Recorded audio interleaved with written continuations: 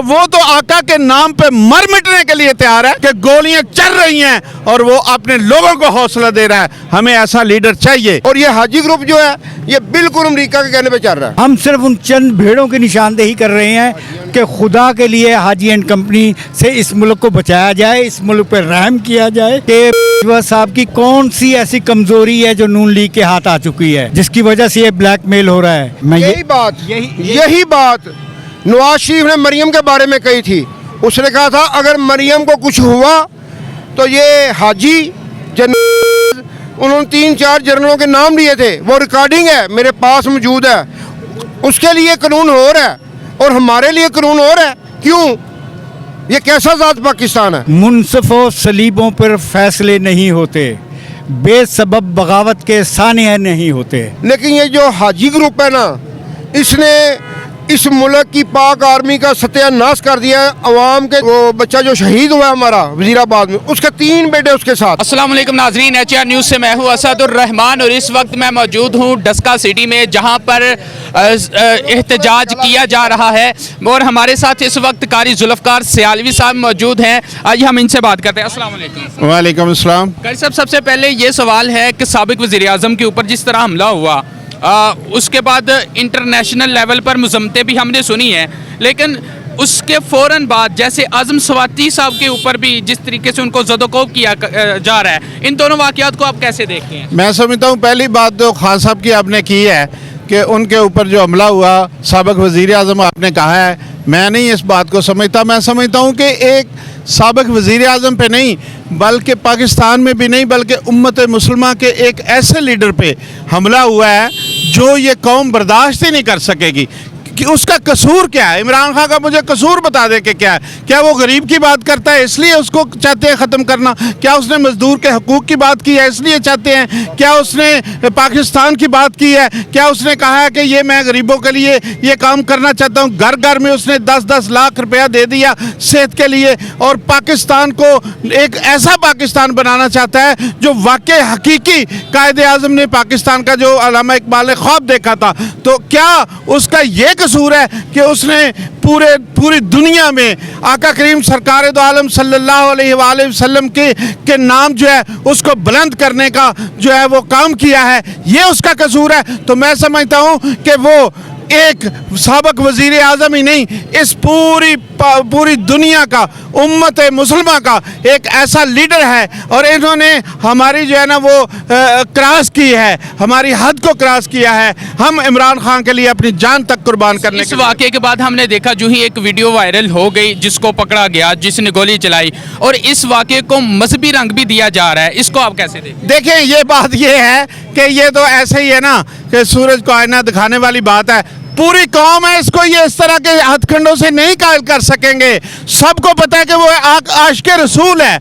वो सारे लोग जानते हैं कि इमरान खान के अंदर जो है वो हुब्बे रसूल है, हजूर पाक सरकार दो आलम सल्लल्लाहु अलैहि वसल्लम की मोहब्बत है और वो तो आका के नाम पे मर मिटने के लिए तैयार है। इस तरह के हथकंडों से ये नहीं हो सकेगा। दूसरा रहा, आपने आज़म स्वाति साहब की बात की। मैं इस वक्त एहतजाज में खड़ा हूँ, मेरे साथ मेरे दोस्त खड़े हैं, ख्वाजा आतफ पाशी साहब हैं, कंग साहब है, साबिक़ चेयरमैन हैं और साबिक़ बार सदर साथ तशरीफ़ रखते हैं। यहाँ सारे लोग खड़े हैं। आज़म स्वाति साहब से जो कुछ हुआ वो आप जरा सोचें। आपका ही, आप एक मीडिया है, आपकी आंख हमसे ज़्यादा काम करती है। वो सोचें, उसकी रूह कांप जाती है। वो एक 75 साल का बंदा रो रहा था, जिस तरह उसके घर वालों को खुदा के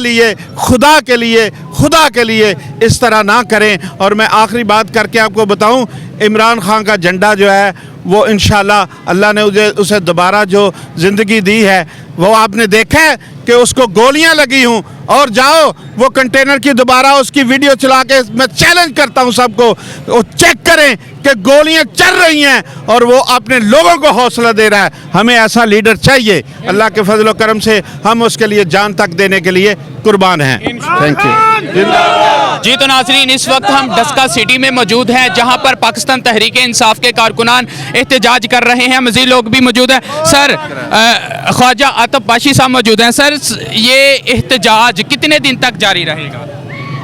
बिस्मिल्लाहिर्रहमानिर्रहीम। देखिए जी, ये जो एहतजाज की बात है, ये एहतजाज नहीं हो रहा। हम तो अपना हक मांग रहे हैं। हम सबसे पहले पाकिस्तान है, हम पाकिस्तानी हैं। हम इस मुल्क में आज़ादी मांग रहे हैं और जब तक हमारे कप्तान का हुक्म है हम उस वक़्त तक ये हक मांगते रहेंगे। आज़ादी की बात आज़म स्वाति ने भी की, उसका जैसा हाल है आप भी देख रहे हैं, तो क्या कहेंगे उसकी इस सूरत में? मेरी बात सुने, मैंने कहा है हम सबसे पहले पाकिस्तानी हैं, हम पाक फौज से मोहब्बत करते हैं। लेकिन ये जो हाजी ग्रुप है ना, इसने इस मुल्क की पाक आर्मी का सत्यानाश कर दिया है। अवाम के दिलों में देखें, जो इतनी मोहब्बत थी, जो इन गाड़ियों को चूमते थे, फूल फेंकते थे, अब नफरत की निगाह से देख रहे हैं। सिर्फ ये हाजी ग्रुप की वजह से ये जो सारा सिस्टम है इस मुल्क का तबाह हो रहा है। और ये हाजी ग्रुप जो है ये बिल्कुल अमेरिका के कहने पे चल रहा है। और हाँ, इंशाअल्लाह ताला जिस तरह हमारा कप्तान हमें कॉल करेगा, जो हुक्म करेगा, हमारी जान भी उसके लिए हाज़िर है। अच्छा, खान साहब ने ये बात की है, जो ही मैं ठीक होता हूँ हॉस्पिटल से जो ही डिस्चार्ज किया जाता है उसके बाद दोबारा सड़कों पर होंगे, तो आपको लगता है वही लॉन्ग मार्च जो लाहौर से शुरू हुई थी इस्लामाबाद तक पहुँच पाएगी और ये कामयाब भी हो जाएगी? इंशाअल्लाह ताला मौला पंजतन पाक के सदके ही अब लॉन्ग मार्च शुरू होगा। जो लोग पहले घरों में बैठे थे, टीवी पे देखते थे, आप देखेंगे अब हज़ारों लाखों की तादाद में ही, करोड़ों की तादाद में दुनिया बाहर निकलेगी। और इंशाल्लाह आपने देखा जब वो बच्चा जो शहीद हुआ हमारा वज़ीराबाद में, उसके 3 बेटे उसके साथ थे। इधर तो लोग अपनी औलादें कुर्बान करने को घूम रहे हैं, फिर रहे हैं, सिर्फ इमरान खान की खातर, इस पाकिस्तान की खातर। जी तो नाज़रीन, इस वक्त हम डस्का सिटी में मौजूद हैं जहां पर पाकिस्तान तहरीक इंसाफ के लोग एहतजाज कर रहे हैं। अभी हमारे साथ साबिक सदर बार चौधरी लतीफ़ गनी साहब मौजूद हैं, इनसे भी हम बात करते हैं। सर, इमरान खान साहब के ऊपर हमला हुआ, एक तो ये बात है, दूसरी आज़म स्वाति वाला जो वाक़या आज पेश आया है, उसको आप कानूनी नज़र से कैसे देखते हैं? बिस्मिल्लाहिर्रहमानिर्रहीम। सबसे पहले तो मैं अपनी सोई हुई कौम के इन चंद ये जो हज़ारों गयूर खड़े हैं, इनको सलाम पेश करता हूँ कि कम से कम इनके ज़मीर ज़िंदा हैं और ये अपने लीडर के लिए, अपने मुल्क के लिए घरों से बाहर निकले हैं। रहा बात इमरान खान पे हमले की, तो ये सबको पता है ये सब चक्कर कौन चला रहा है और क्यों। मैं तो बाज़ औक़ात हैरान होता हूँ कि साहब की कौन सी ऐसी कमज़ोरी है जो नून लीग के हाथ आ चुकी है, जिसकी वजह से ये ब्लैकमेल हो रहा है।